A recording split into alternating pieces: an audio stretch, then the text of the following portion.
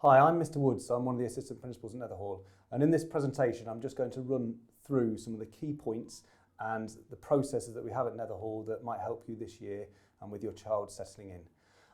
So first thing, we have the Alice system, which hopefully you've got your login details and passwords for. All you need to do is go to the Alice Parents homepage and log in with the details that you've been sent.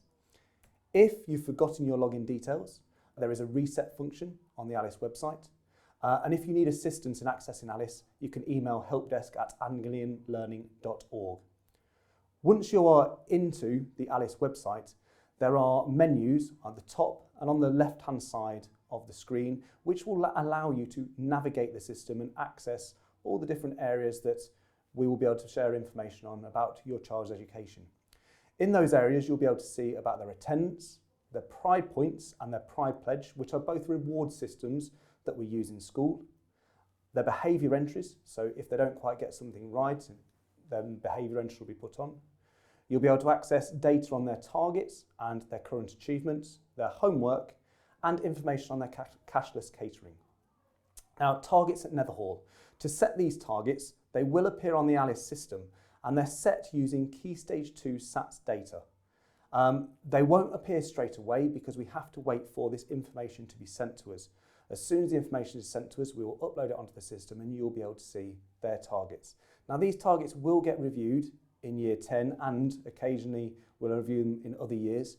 And that is their target grade, what we're hoping that they will attain at the end of their year 11 and what we expect them to get on their GCSE results. Now, targets and current grades at Netherhall. Once we get to an assessment point, current grades will be entered onto the system as well. And each year, your child will have a current grade and a target grade. Now, the target grade is what they're going to be aiming for at the end of each year. Okay? Some subjects, we would expect them to get that on every assessment, like in maths. Other subjects, like in English, they might get lower current grades at the start of the year, but work towards their final target grade for the end of the year. Now, one of the questions we get asked regularly is, how is it possible for my son or daughter to get a grade 9 in year 7? Because with our grading system, that is possible. Now, what we've done is we have scaled the grading system down so that each year, a year 7 can get their grades 1 to 9 based on what they have been taught in that school year. So if they get a 7 at the end of year 7, we would hope if they carried on making the progress we would expect, they would also get a 7 at the end of their GCSEs. Now, if that's determined by them making the same progress. If they make better progress, obviously they could do better than a 7. If they don't quite make the progress we'd hope, they might get less than a 7. But what they get at the end of each year is what we're thinking they might get at the end of their GCSE. I'm just going to quickly talk through the Pride Pledge, which is one of our award systems. Now, the way the Pride Pledge works is there's 3 levels, a bronze, silver and gold level. And students need to achieve pledges in each of the 5 categories. And the 5 categories are personal excellence, respect and friendship, inspiration, determination and courage, and equality. Once they have achieved the required number of pledges, they will be awarded with a bronze, silver or gold award. Now, there are a lot of different pledges that the students can achieve, ranging from things that happen in school to things that happen outside of school. So activities they do outside of school, extracurricular activities, getting involved in the plays and the performances within school, and they can achieve those pledges. Once they have completed a pledge, they log it on the Alice system, their Alice system, and then their tutor will confirm that they have successfully met this criteria. We do have a large range of extracurricular activities, and we're hoping that all students get involved with a number of these activities and make the most of their time at Netherhall. Now, you can find, well, your child will be able to see the schedule for all the activities because it'll be shared with them in their tutor time. And I've just put it up on the screen for you so you can have a look and see what's on there. There are activities before school, at break times, at lunch times, and after school. So they have a range of times they can go to get involved with extracurricular activities. At some point this term, just before October half term, there will be an attitude towards learning report.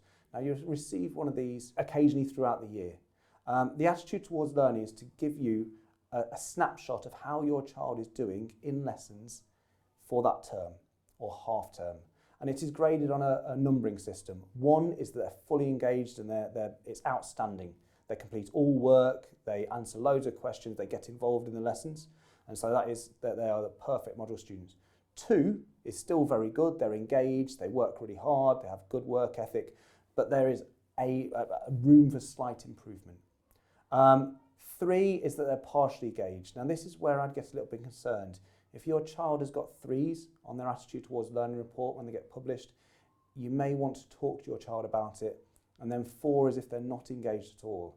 And this is very concerning because they're not getting involved in lessons. I would like all parents to use the attitude towards learning reports to have conversation with their children, either praise them or try and support them to improve in their lessons. If you have any questions regarding individual attitude towards learning grades that have been rewarded, please contact your child's subject teacher. If there are any issues at school, in the first instance, your child's tutor is your first point of contact. If there are subject issues, then please contact your child's subject teacher.